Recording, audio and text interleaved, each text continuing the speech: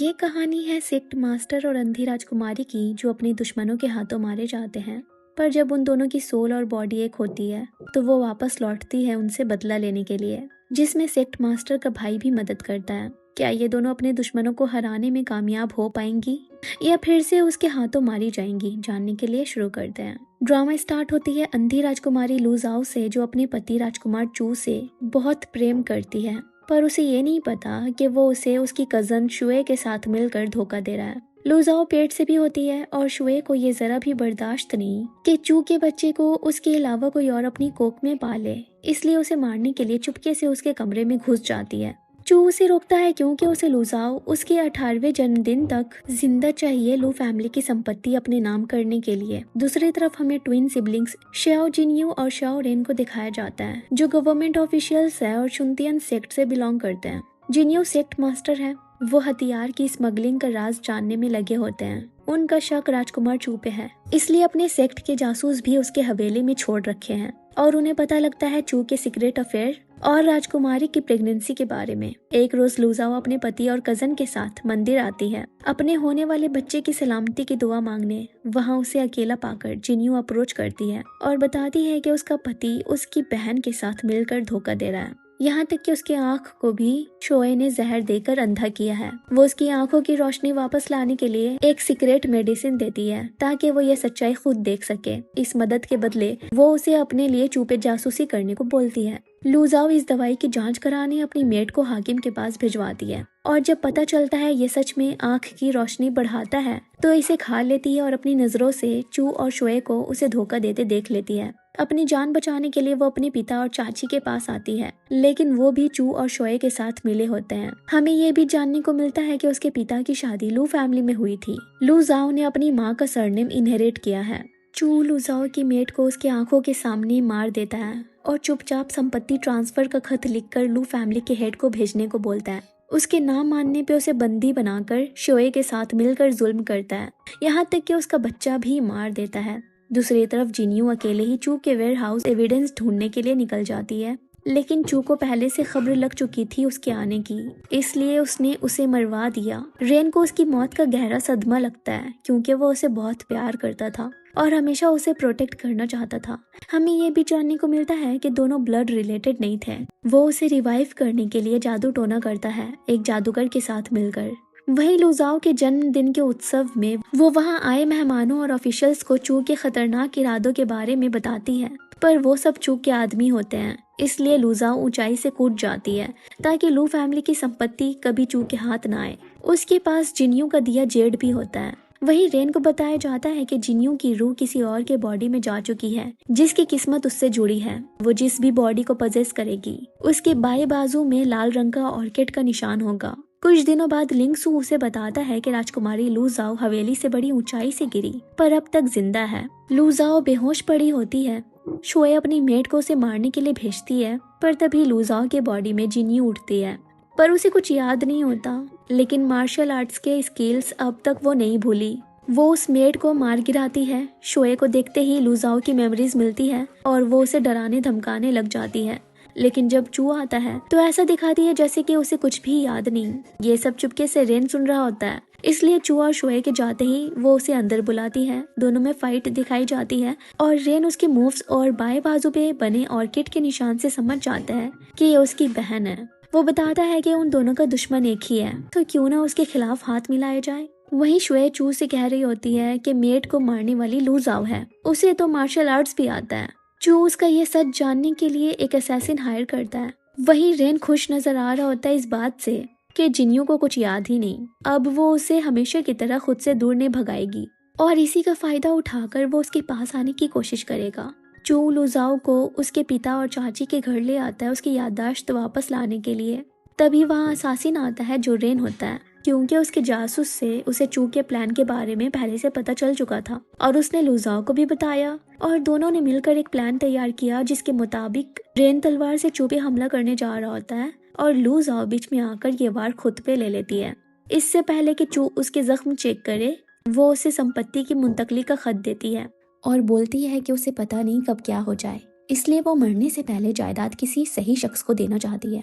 वो उसके लिए हाकिमा को बुलाता है, जो असल में रेन की जासूस होती है। हम देखते हैं कि लुजाओ ने अपने सीने में मुर्गी के खून से भरा पैकेट रखा था। चू अपने गार्ड जिनलिन की मदद से उस खत को लू फैमिली के हेड तक पहुंचाने का काम भी दे देता है। शुए अपनी माँ को लुजाओ की याददाश्त चले जाने की एक्टिंग के बारे में बताती है। सो वो अपनी बेटी का बदला लेने के लिए लुजाओ की दाया को उसी के सामने डुबो कर मारती है, ताकि वो इसे बचाए और अपना सच बाहर लाए। लुजाओ उल्टा उनकी मेट्स को मारकर उन्हें ही पानी में डुबा डुबा कर मार डालती है। तभी रेन आता है और लुजाओ को इत्मीनान दिलाता है कि इसके आगे वो संभाल लेगा। शुए जब चू को लुजाओ की सच्चाई दिखाने लिए आती है तो अपनी माँ की लाश पाती है। इसका इल्जाम वो जाओ को देती है, पर वो कहती है कि वो बेकसूर है। तभी रेन आता है अपने आदमियों के साथ एक कत्ल के सिलसिले में हवेली की तलाशी करने। चू के नौकर बताते हैं कि मेट्स और बॉडीगार्ड्स को जिस तरह से मारा गया है ये शुनतियान वालों का काम लगता है। सो वो रेन को बोलता है कि शुए की माँ फिसल कर गिरने से मर गई, इसके पीछे किसी का हाथ नहीं। तो वो भी वहाँ से चला जाता है। शुए चू पे गुस्सा करती है ऐसे लू जाओ को छोड़ देने के लिए। वो बोलता है कि लू जाओ ऐसा कर ही नहीं सकती, शुनतियान सेक्ट ने ही उस तक पहुंचने के लिए ऐसा किया। अगर उसने झूठ ना कहा होता तो आज उसकी हवेली की तलाशी ली जाती और उसका राज बाहर आ जाता। शाम तक रेन लुजाओ के पास होता है। वो उससे उसकी चू को लेकर दुश्मनी के बारे में पूछती है। वो बताता है कि राजकुमार चू ने उसकी बहन जिन्यू को मरवा दिया, जिसने उसे हमेशा प्रोटेक्ट किया। एक बार तो उसकी जहर को बेअसर करने के लिए गोल्डन सिल्कवर्म ढूंढ कर लाया, क्योंकि शाह फैमिली में वही उसका एक अपना बच्चा था। उसने ये भी बताया कि उसकी बहन ने चू के हथियारों की सप्लाई रुकवा दी थी, इसलिए वो लुजाओ के खानदानी पैसों से चियांग के लोगों के साथ मिलकर हथियार बना सकता है। वहीं लुजाओ के पिता उसे अपनी चाची के अंतिम संस्कार करने को बोलते हैं, क्योंकि शुए बीमार है। अगले दिन फ्यूनरल पूरी करने के लिए उसे भोग चढ़ाने के साथ साथ खाना भी पड़ता है। वापस लौटते समय उनकी पालकी पे डाकुओं का हमला हो जाता है और वो सब राजकुमारी के पीछे पड़ जाते हैं।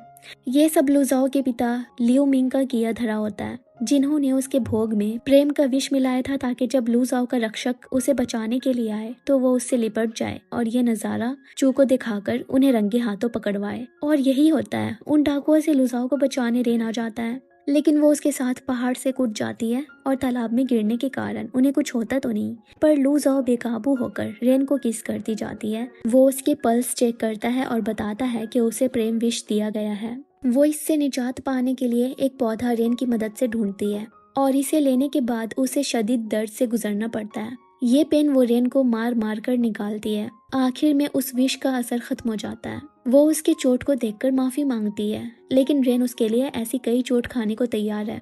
अगले दिन लियो मिंग चू के साथ तालाब के पास आते हैं, पर उन्हें वहां सिर्फ सहमी लुजाओ मिलती है। हवेली पहुंचकर लुजाओ तो चैन में होती है, लेकिन लियो मिंग को कुछ भी समझ नहीं आ रहा होता। तभी रेन आता है शाही फरमान लेकर, जिसमें लिखा था कोर्ट ऑफिशियल लियो मिंग को डाकुओं के साथ मिलकर राजकुमारी को मारने की साजिश रचने के जुर्म में गिरफ्तार किया जाता है। वो तो इस बात को नकार देते हैं, लेकिन रेन अपने साथ सबूत भी लाया होता है, मेड की भोग में विष मिलाने की गवाही और डाकुओं के पास से मिला उनका पोटला। मिंग भांप लेते हैं कि लुजाओ का साथ रेन ही दे रहा है, लेकिन इससे पहले कि वो अपना मुंह खोल पाते रेन उसे वहां से ले जाता है। लुजाओ जेल में अपने पिता से मिलने आती है और बताती है कि सबके पीछे वही है और उसका साथ रेन दे रहा है। साथ ही ये भी जानती है कि उसकी माँ की मौत के जिम्मेदार वो और उसकी आंटी थे। शॉकिंग खुलासा ये होता है कि शुए असल में उसके पिता और आंटी की बेटी है। रेन उन्हें आगाह करता है कि चू यहाँ से उन्हें कभी नहीं निकालेगा, उल्टा उनकी जान ले लेगा, ताकि शुनतियान उस तक पहुंच न सके। ये सब जानने के बाद वो दीवार में अपना सर ऐसा पटकते हैं कि उनकी वहीं पे मौत हो जाती है। वहीं दूसरी तरफ अब शुए माँ बनने वाली है और उसे डर है कि उसके माँ बाप के बाद उसका नंबर आने वाला है। चू उसे यकीन दिलाता है कि उसे कुछ नहीं होगा, बस लू क्लैन के चीफ के आने तक थोड़ा बर्दाश्त कर ले। वहीं लुजाओ रेन से कह रही होती है कि लू क्लैन के चीफ के आते ही उन पैसों से चू अपना निजी काम करना शुरू कर देगा, लेकिन सबसे पहले वो उसे मारेगा। इसलिए उसने जानबूझकर अपने पिता को जेल में उकसाया, ताकि उसे इखलाक सिखाने पिलान पैलेस ट्रेनिंग के लिए भेज दिया जाए। वहाँ शाही फैमिली का 9th प्रिंस शिंग हेड है। वो बहुत स्ट्रिक्ट है, पैलेस में चू को आने ही नहीं देगा। उसे वहाँ से बुलावा भी आ जाता है। चू लुजाओ को अपने गार्ड के साथ भेजता है, जो उसके लिए उस पे जासूसी करने वाला है, लेकिन रास्ते में रेन उसे मारकर उसकी जगह ले लेता है। वहाँ पे रुआन प्रिंस लुजाओ को उसके पिता की मौत का जिम्मेदार मानते हुए बेइज्जती करने लगता है। रेन से ये सहा नहीं जाता और वो उसे थोड़ा बहुत धो देता है। जब शिंग आता है तो प्रिंस को राजकुमारी की तौहीन करने के जुर्म में 50 कौड़े और लू जाओ के गार्ड यानी रेन को प्रिंस पे हाथ उठाने के बदले 100 कौड़े मारने का हुक्म देता है। लू जाओ रेन की सजा खुद लेना चाह रही थी, पर शिंग का फैसला आखिरी होता है। वो उसके सजा खत्म होने के बाद मरहम पट्टी कर रही होती है और रेन उसके करीब आने की कोशिश, पर उनके रोमांटिक मोमेंट को लिंक्सू आकर खराब कर देता है। जब लू जाओ शिंग के कहे पे औरतों के मर्यादाओं पे लिखे पैराग्राफ्स को कॉपी कर रही होती है तो उसे नींद आती है। सो रेन उसके बदले ये लिखने लगता है और वो आराम से सो जाती है। रेन इसी का फायदा उठाकर उसके हाथ पे लॉन्गिंग का ब्रेसलेट पहनाता है और किस कर लेता है। वो खुद को पीछे करती है और बताती है कि उसे अपनी जिंदगी में कोई मर्द नहीं चाहिए, उसे किसी का भी एतबार नहीं रहा। वो बोलता है कि वो चू जैसा बिल्कुल भी नहीं है और उसे दोबारा से किस कर लेता है। लू जाओ भी उसे किस बैक करती है। रेन समझ जाता है कहीं न कहीं वो भी उसे पसंद करती है। अगले दिन वो कपड़े डाई कर रही होती है, तभी फिर से रुआन का प्रिंस उसे परेशान करने लग जाता है। तो वो और रेन मिलकर उसे एक गोली देते हैं और बताते हैं कि ये जहर जो 1 साल के अंदर उसे मार देगा, उसका एंटीडोट उनके पास है। अगर वो चैरिटी हॉल बनाए, लोगों की मदद करे और ऐसे दूसरों को तंग करना बंद कर दे तो वो ये देने के बारे में सोचेंगे। वो वादा करता है कि 1 साल के अंदर ये सब पूरा करके लौटेगा। वहीं चू क्लैन चीफ के साथ पिलान पैलेस आ पहुंचता है और प्रॉपर्टी ट्रांसफर के कागजात पे उसके उंगली के निशान लेकर वापस चला जाता है। संपत्ति मिलने के बाद अब चू हथियार बनाएगा और इसी मौके पे रेन और लुजाओ से पकड़ेंगे। उनके मुताबिक चू इस काम के लिए दुश्मन राज्य नॉर्थ चियांग की मदद लेगा और एक शाही खून होने के कारण चू के लिए ये बड़ी ही शर्मनाक बात होगी। थोड़ी हिस्ट्री बताई जाती है साउथ चिंग और नॉर्थ चियांग वालों का। यहाँ का वासी सोंगलू जनरल शॉ के साथ मिलकर नॉर्थ चियांग के खिलाफ जंग पे निकला, पर जनरल को मारकर गद्दारी की। लू जाओ शाओ से शोए की खबर लेती है और वो बताती है कि शोए हमेशा राजकुमार की तलबगार रहती है। प्रेगनेंसी के समय कुछ ज्यादा सेंसिटिव हो गई है। लू जाओ फैसला करती है चू के हवेली जाने का। अपने साथ प्रिंस शिंग को भी चलने के लिए मना लेती है और ठीक उसी वक्त पहुंचती है जब चू शोए के साथ होता है और वो दोनों अपने आने वाले बच्चे की बातें कर रहे होते हैं। ये सब सुनकर लू जाओ रोना धोना लगा देती है और अपने पति को धोखेबाज कहती है। चू उल्टा लू जाओ पे उंगली उठाता है उसे बच्चा ना देने के लिए। ऊपर से उसके ससुर को मारने, यहाँ तक कि अभी उसकी बेइज्जती करने का इल्जाम भी उस पे लगाता है और एहसान जताता है इतना सब कुछ होने पर भी उसने उसे तलाक नहीं दिया। लू जाओ ये सुनकर गुस्से में उस पे हमला करने लगती है ताकि उसे तलाक देने की और बड़ी वजह मिल जाए। बीच में शिंग आता है और दोनों को कसूरवार ठहराकर अलहदगी का फैसला करता है ताकि अब से ये दोनों एक दूसरे को तकलीफ ना पहुंचाए। लू जाओ का इरादा तो पूरा हो जाता है। शू तलाकनामा लिख कर लू जाओ की फिर से बेइज्जती करने लगता है। वो नहीं सहती और 1-2 लगा देती है। चू उसके मार्शल आर्ट्स देखकर जान जाता है कि शुए हमेशा उससे सच कहा करती थी। वो प्रण लेता है लू जाओ का बुरा हश्र करेगा। बाहर इंतजार कर रहा शिंग लू जाओ से कहता है, अब तुम राजकुमार की बीवी नहीं हो, इसलिए पिलान वापस लौटने की जरूरत नहीं। तुम्हारा मुझे इस्तेमाल करके तलाक लेने का मिशन पूरा हुआ। हाँ, मैंने सब जानते हुए भी तुम्हारी मदद की क्योंकि तुम मुझे मेरी बहन मियाँ हुई की याद दिलाती हो। वही रेन नाजाओ की किंग को कैप्चर करवाने के खतरनाक काम को अंजाम देकर किंग के पास आता है। इनाम के बदले लुजाओ का जब्त किया घर वापस मांग लेता है और लुजाओ को उसके घर वापस ले आता है और कहता है कि अगर उसे कहीं और भी जाना हो या कुछ और करना हो तो वो हमेशा उसके साथ खड़ा रहेगा। उसके हाथ से रथ बह रहे होते हैं, इसलिए काम का बहाना करके वो वहाँ से चला जाता है। लेकिन लुजाओ खून देख लेती है और घबराने लग जाती है। तभी लिंगसू का गार्ड आता है लुजाओ को संदेश देने के रेन बहुत जख्मी है। वो दौड़ते हुए वहां जाती है अपने दिल की बात कह देने, इससे पहले कि बहुत देर हो जाए। पर यहाँ तो ये सब रेन का प्लान था, लुजाओ को अपने लिए फिक्रमंद कराना, और ये सब सुन लेती है वो और उनकी एक्टिंग शुरू हो जाती है। पर उसे पता है कि गोल्डन सिल्कवॉर्म की वजह से उसे दर्द नहीं होता, तो फौरन से ये ड्रामा बंद कर देने को कहती है और बताती है कि उसकी इस झूठ की वजह से वो कितनी परेशान हो गई क्योंकि वो चाहने लगी है उसे और एक बार फिर किसी मर्द पे एतबार करने को तैयार है। रेन उसके इस कन्फेशन से फूले नहीं समाता और चू का मामला निपटने के बाद शादी के लिए पूछता है। वहीं चू ने जिनलिन को लुजाओ की हाकिमा को इन्वेस्टिगेट करने कहा। उसने बताया कि शाओ सुनतियान की जासूस है और जो गार्ड लुजाओ के साथ मिलान पैलेस गया वो शाओ रेन था। तभी शुए की मेड आकर बताती है कि उसकी मालकिन राजकुमार को बुला रही है, पर वो जाने से मना कर देता है। वहीं लुजाओ और रेन डेट पे आए होते हैं और एक दूसरे के लिए सामान खरीदते हैं।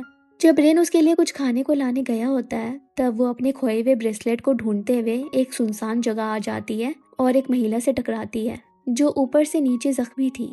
उसने जहर पिया हुआ था। लुजाओ उसे जहर को बेअसर करने की दवाई देती है और उससे पूछती है आखिर ये सब करने की वजह क्या थी। वो बताती है कि उसके पति ने उसे पैसों के लिए एक खुफिया बदनाम गली में बेच दिया, जहाँ से वो बड़ी मुश्किल से भाग निकली, लेकिन अब वो पवित्र नहीं है, इसलिए शर्मिंदगी के साथ जीना दुश्वार है। लुजाओ उसे बोलती है शर्म उन्हें आनी चाहिए, तुम्हें नहीं, और उसके साथ उसके घर जाती है। उसके पति को उसके हाथों मारने में मदद करती है। तब जाकर उस औरत के दिल को थोड़ी ठंडक मिलती है। लुजाओ बाकी लड़कियों को भी बचाना चाहती है और इसके लिए वो इस औरत की मदद लेती है। तब तक कुछ गार्ड्स उस औरत की तलाश में वहां तक आ जाते हैं जिसे लुजाओ मार गिराती है। ये देख रहा रेन पूछता है ये सब कौन है। वो उसे उस महिला के पास ले आती है और सारा माजरा बताती है। वो औरत उस जगह के बारे में जब बताती है तब वो दोनों समझ जाते हैं कि ये जी फांग हाउस की बात कर रही है, जहाँ पे शियांग के लोग चाय पीने जाते हैं। वो ये भी बताती है कि वहाँ बारूदे भी भरी है। दूसरी तरफ हम चू को देखते हैं जो इस बदनाम गली का मालिक है और लड़कियों की नई बैच वहाँ ले जाने को कहता है। लिंग सू इसकी खबर रेन को देता है और वो लुजाओ के साथ उन लड़कियों में शामिल हो जाता है। जब उन्हें आंख में पट्टी बांधे वहाँ लाया जाता है तब वहाँ की अगरबत्ती और हल्की सी झलक से लुजाओ समझ जाती है ये तो जियाओई शामियाना है जहाँ पे चू ने उसके जन्मदिन का उत्सव रखा। वहाँ चियांग का लीडर स्पेशल गेस्ट के तौर पे आया होता है जिसकी खातिर मदारत रेन औरत बनकर करता है और लुजाओ लड़कियों को आजाद कराने जाती है, पर उसे एक खुफिया रास्ता का ब्लूप्रिंट मिलता है। ये नक्शा लेकर रेन खुफिया रास्ते के अंदर जाता है और जुए शामियाने पहुंच जाता है। वहीं लड़कियों को बचाते समय लुजाओ की नजर शुए पे पड़ती है जो उन लड़कियों में शामिल थी। वो दरअसल चू को ढूंढते वक्त गलती से इस खुफिया रास्ते से यहाँ तक आ पहुंची। लुजाओ ने पहले ही लिंग सू को बाहर बाकियों के साथ तैनात कर दिया था, इसलिए चू भी पकड़ा जाता है और चियांग के लोगों के साथ मिलकर गद्दारी करने के जुर्म में उसे शुनतियान वाले गिरफ्तार कर लेते हैं। बची हुई औरतों को नए सिरे से जिंदगी जीने में लुजाओ उनकी मदद करती है और सबको शहर के बाहर अपने एम्ब्रॉयडरी शॉप में नौकरी देती है। जब चू आता है तब रेन को गुस्से में घूर रहा होता है। तभी लुजाओ के मुंह से खून निकलने लग जाता है और चू मुस्कुराता है। जब रेन उससे पूछताछ करता है तो वो बताता है कि उसने लुजाओ को जहर दिया जब उसने संपत्ति के कागज पे उंगली के निशान लगाए। सिल पेस्ट में जहर शामिल था जो धीरे धीरे उसके पूरे शरीर में फैल गई। अब उसे सिर्फ वही बचा सकता है, उसे उस जहर का एंटीडोट देकर, पर उसके लिए लुजाओ को उसके साथ सोना होगा। ऐसी गंदी बातें उसके जबान से सुनकर रेन उसका ड्रैगन बॉल काट देता है और लुजाओ को खुद बचाने के लिए नॉर्थ की ओर निकल जाता है और वहां से आइस सोल ब्लेड लाता है अपने गोल्डन सिल्कवॉर्म को अपने शरीर से निकालने के लिए, जो हर जहर को बेअसर कर देता है। अपना गोल्डन सिल्कवॉर्म देने के बाद उसकी हालत और भी ज्यादा खराब हो जाती है। वहीं चू बीच बाजार में रुसवा हो रहा होता है और ये उसके लिए मौत से भी बदतर था। ये सब एक शख्स देख रहा होता है जो इन सब के पीछे का मास्टरमाइंड है। जिनलिन उसी का पर्सनल गार्ड है और इस अफरा तफरी में उन्होंने हथियार और बारूद हटा लिए होते हैं। बस उनके पास डिफेंस मैप की कमी है जो सिर्फ शुनतियान के लीडर के पास होता है। वो लोग बातें कर रहे होते हैं कि जिन्यू तो इतने अचानक से मरी कि उसे ये रेन को देने का वक्त भी नहीं मिला होगा, और रेन जो बस जिन्यू के आगे पीछे घूमा करता आजकल लुजाओ के पीछे पागल है, जो हवेली से गिरने के बाद से एकदम अलग शख्स हो गई है। वहीं लुजाओ को होश आ गई होती है, पर रेन ने किसी को भी कुछ भी उसे बताने से मना किया था, इसलिए इतना ही बताया जाता है कि चू ने उसे जहर दिया और अब वो ठीक है, और ये भी कि किंग ने चू की चियांग के साथ गद्दारी के जुर्म में उसे उम्र कैद की सजा सुनाई है। पर लुजाओ की जायदाद से जो हथियार चू बना रहा था वो उनके पहुंचते तक गायब हो गया। वो ये भी बताता है कि वो उसे फिर से खोने से डरा हुआ था। वो बोलती है तुमने मुझे हमेशा की तरह इस बार भी बचाया, इसलिए वो उसे कभी खो नहीं सकता। फिर वो दोनों साथ में रात गुजारते हैं। अगले सुबह वो अपने बाल सफेद देखता है जो काफी वक्त से दिखने को मिल रहा है। उसे लिंगसू और शाओ खबरें देते हैं। चियांग के कुल 100 के करीब लोग शहर के शुमाल की ओर जाते दिखे। जरूर चू का कोई साथी अब भी उनके हाथ से बचा है। वो अपने फौज के साथ वहां जाने का प्लान बनाता है। वहीं दूसरी तरफ लुजाओ अपना बदला पूरा होने के बाद अपने शरीर से गायब हो जाती है और जिन्यू की यादें उसे वापस मिल जाती है। यानी लुजाओ अब पूरी तरह से मर चुकी है। मेमोरीज मिलते ही जिन्यू को याद आता है अपने मौत के दिन जब वो चू के आदमियों से जैसे तैसे करके बची थी, तब एक शख्स उसे मरवा देता है। उसे बस उस आदमी की अंगूठी याद आती है क्योंकि उसने उसे झलक भरी देखा था। जब उसे पता लगता है रेन चियांग वालों को पकड़ने गया है तब उसे समझ आता है कि ये एक चाल है। वो खुद उसे सब कुछ बताने के लिए निकलती है, पर दुश्मन बहुत थे। लू जाओ की कमजोर बॉडी इतने लोगों का सामना नहीं कर पा रही होती, तो शाओ से रेन को संदेश पहुंचाने को भेजती है। तभी वहां से जा रहा शिंग उसे अपनी पालकी के अंदर खींच लेता है। वो उसकी अंगूठी पे गौर करती है तो याद आता है ये उसी का कातिल है, पर बहुत देर हो जाती है। वो अगरबत्ती के धुएं से उसे बेहोश कर देता है, क्योंकि उसने पहले ही भांप लिया था कि ये जिन्यू है, वरना रेन किसी के लिए इतना जोखिम क्यों उठाए। और उसे ये भी मालूम है कि शुमाली सरहद वाले जादू टोना करके रूह को किसी भी शरीर में जगा सकते हैं।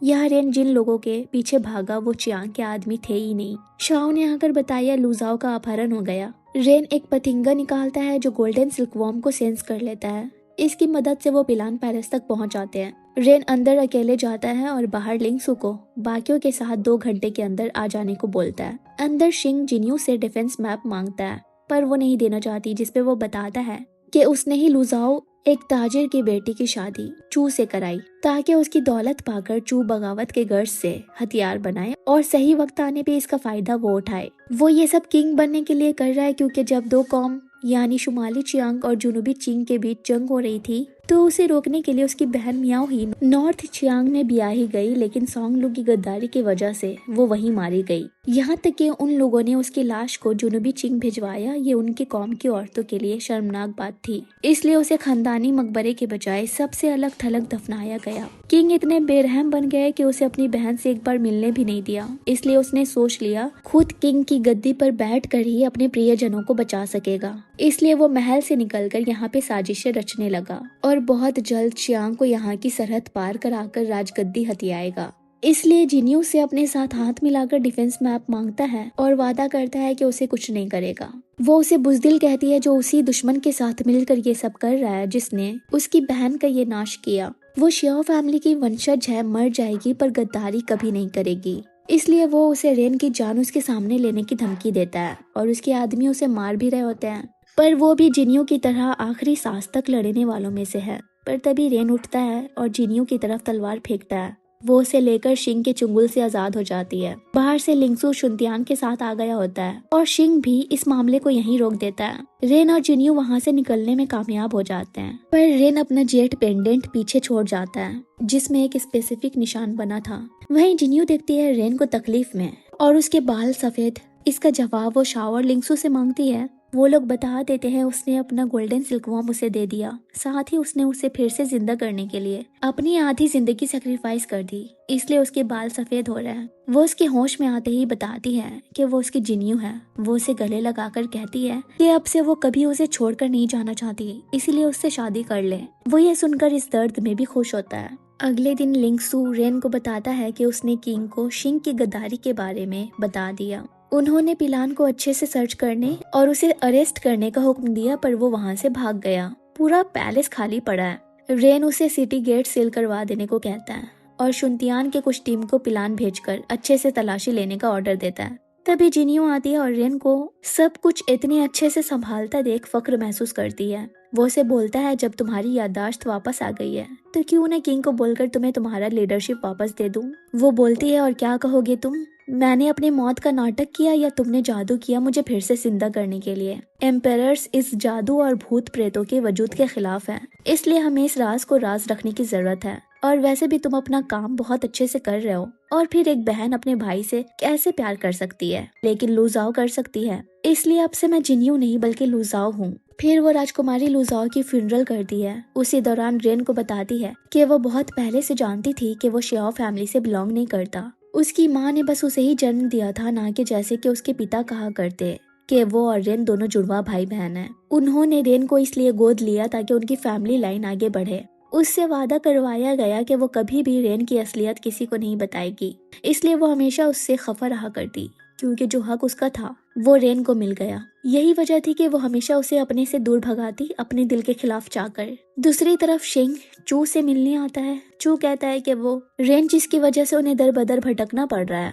वो उसे मार देगा, भले ही उसमें उसकी जान ही क्यों न चली जाए। शिंग कहता है कि वो उसे यहाँ से निकलने में मदद करेगा। सोंगलू की गद्दारी के बाद से उसके वीरान पड़े मकान में बारूद रखवा देगा। जाते हुए ये भी बता देता है कि लुजाओ अपने जन्मदिन के रात ही मर गई। अभी जो लुजाओ है वो असल में जिन्यू है। वहीं जाते समय रास्ते में वो शुए के बारे में कुछ लोगों को बातें करते सुन लेता है जो शुए की इज्जत के साथ खेलकर लौट रहे थे। वो उन्हें मार डालता है और जब शुए को देखता है तो वो पूरी तरह से पागल हो गई थी और बस राजकुमार चू के इंतजार में यहाँ वहाँ भटक रही होती है। वो बोलता है कि वही चू है, जिस पे वो रो पड़ती है और बताती है कि उसका बच्चा भी मर गया। उसके सर पे माँ बाप का साया नहीं, बस उसके राजकुमार बचे हैं जिसके पास वो जाना चाहती है। उसकी ऐसी हालत देखकर वो सोचता है कि वो इस प्यार के काबिल नहीं। वो तो खुद रेन के साथ मरने जा रहा है और उसे ऐसी हालत में किसी का शिकार बनने के लिए छोड़ नहीं सकता, इसलिए उसे मार देता है। वही लिंग सू रेन को चू के फरार होने की खबरें देता हुआ बताता है कि शायद से वो सोंगलू के वीरान मकान में गया होगा।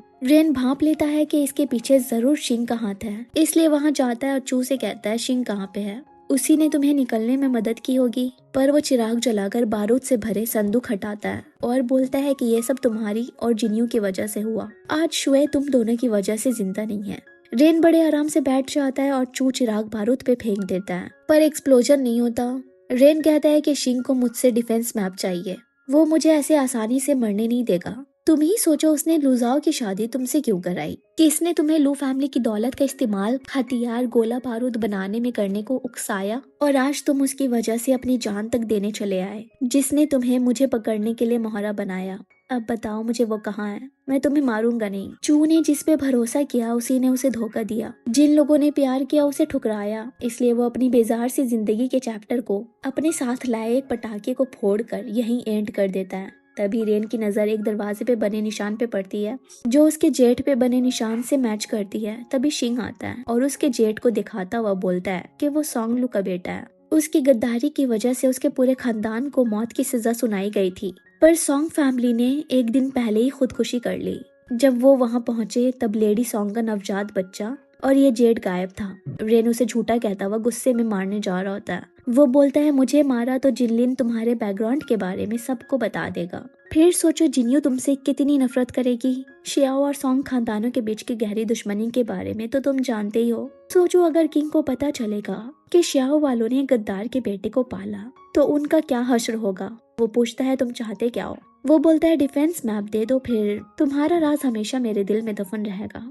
वो बोलता है उसे देना मतलब गद्दारी करना। मैं खुद को एक शॉ मानता हूँ, मर जाऊंगा लेकिन ऐसा कभी नहीं करूंगा, इससे पहले कि रेन अपने आप को मारे। शिंग उसे रोकता हुआ बोलता है गद्दारी मैं भी खुशी से नहीं कर रहा, इस गद्दी में बैठकर मैं चियांग से लड़ सकता हूँ। ये बेवकूफ राजा तुम्हारी सच्चाई जानने के बाद बस मासूमों की जान ले सकता है, पर मैं ऐसा कभी नहीं करूंगा। किंग को भी नहीं मारूंगा और तुम्हारी और लुजाओ की शादी का फरमान भी जारी कर दूंगा, इसलिए सोच समझकर जवाब देना। रेन लाइब्रेरी में सोंगलू की गद्दारी की केस फाइल देखता है और इसमें हूबहू वही लिखा था जैसे शिंग ने बताया। वो अपने जेट पेंडेंट पे अपना खून लगाकर उस कागज पे बने सोंगलू फैमिली के सिंबल पे रखता है और वो मैच होता है। वो शिंग की कही बात याद करता हुआ गर्म पानी में अपने हाथ से खून साफ करता है। फिर वो केस फाइल लेकर जिन्यू के पास आता है जो शादी के जोड़े की डिजाइन देख रही थी और उसे भी खुशी में अपने लिए डिजाइन चूज करने को बोलती है। उसे शादी के लिए ऐसे तैयारी करता देख वो कुछ कह नहीं पाता। अगले दिन दोनों मंदिर में अपनी इच्छा लिखकर पेड़ पे बांधते हैं। फिर जिन्यू भी उसे सेम अपने जैसी ब्रेसलेट पहनाती है।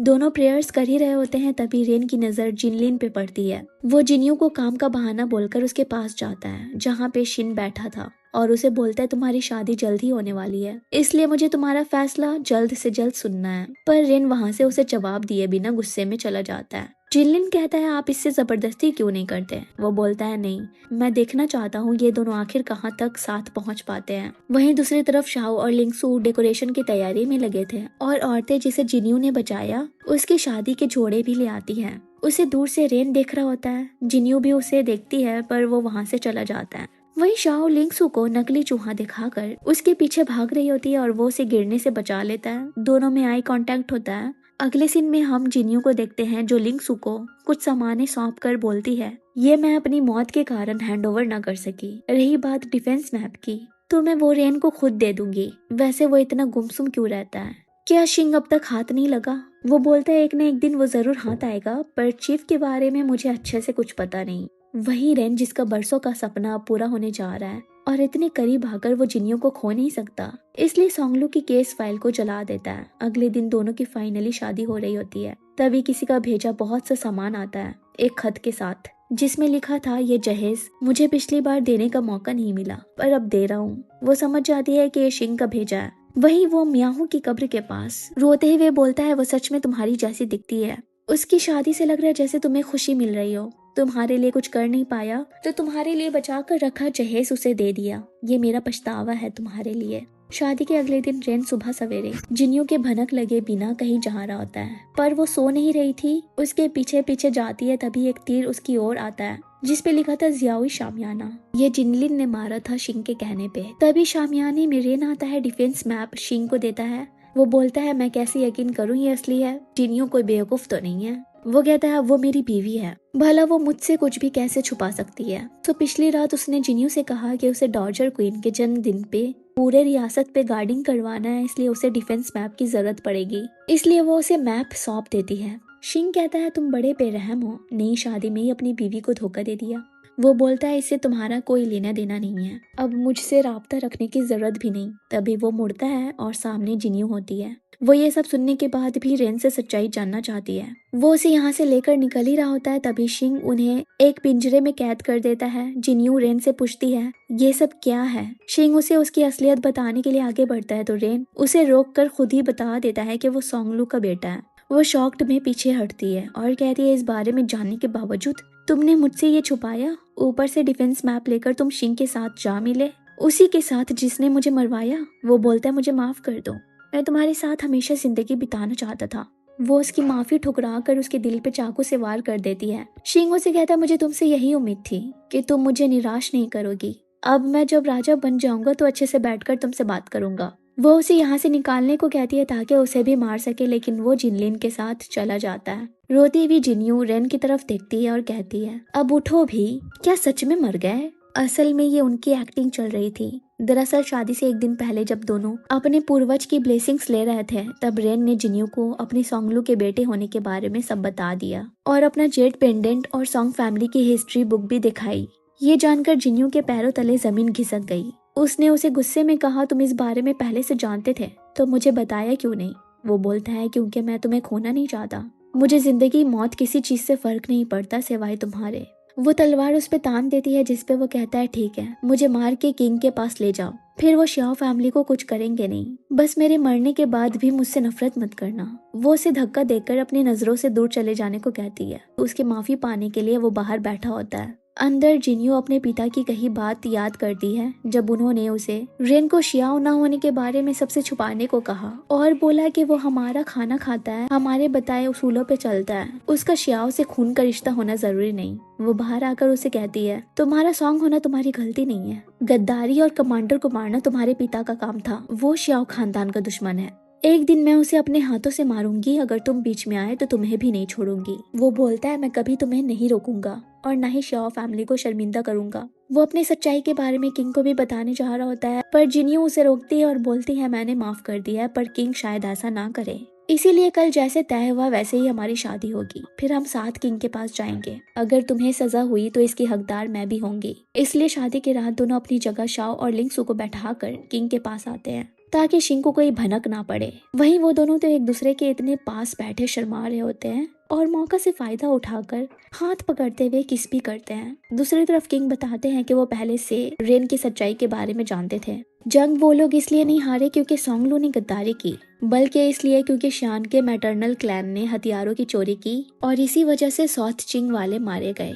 आखिर में श्याओ के जनरल की बुद्धिमानी काम आई। उन्होंने कहा सोंगलू से उन्हें मार कर चियांग के साथ जा मिलने का ढोंग करे ताकि उनकी जासूसी करना आसान हो जाए। ये सोंग ही कर सकते थे, वो नहीं, क्योंकि वो श्याओ फैमिली के साथ मिलकर कई बार चियांग के खिलाफ जंग में उतरे। वो लोग उन पे कभी यकीन नहीं करेंगे, इसलिए सोंगलू से कहा उनके पास से डिफेंस चार्ट लेकर उनसे अपने हारे गए रियासत वापस लाने। ये कमांड जनरल शाओ के आर्मर से मिला, साथ ही सोंगलू का जेड जिसमें था कि वो बस अपने फैमिली की हिफाजत चाहते हैं, बाकी उन्हें मौत का कोई डर नहीं। उनके चियांग से मिलने के बाद कौम के लोगों में उनकी गद्दारी का गुस्सा उमड़ने लगा। वो सोंग के मकान तक को नहीं छोड़ते हैं। ना चाहते हुए भी किंग को सोंग खानदानों को मौत की सजा का फरमान जारी करना पड़ा। पर एक अफवाह फैलने लगा कि चियांग के राजा ने सोंगलू के परिवार वालों को मारने के बदले भारी इनाम देने का वादा किया। इसलिए पहले जो एग्जीक्यूशन छुपकर होने वाली थी, अब ऐसा नहीं हो पाएगा। इसलिए सोंगलू की बीवी को शुनतियान सेक्ट में भेजने का प्लान बनाया गया, लेकिन वो इससे इनकार कर गई क्योंकि उन्हें लगने लगा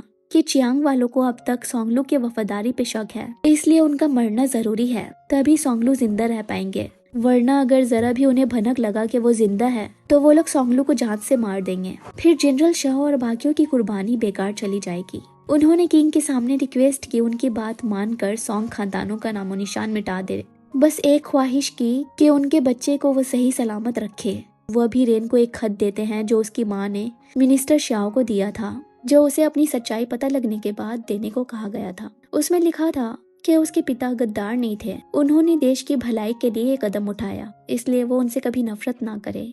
ये पढ़कर वो इमोशनल हो जाता है। फिर किंग से कहता है कि शिंग पूरा तैयार है गद्दी पे बैठने के लिए, इसलिए उसे रोकना जरूरी है। सो उन्होंने ये प्लान दिया उसे उसी के जाल में फंसाने का। एक तरफ रेन को अपने पिता के गद्दार न होने की बात पे खुशी थी, तो दूसरी तरफ अपनी माँ और बाकियों के ऐसे फैसले पे नाराजगी।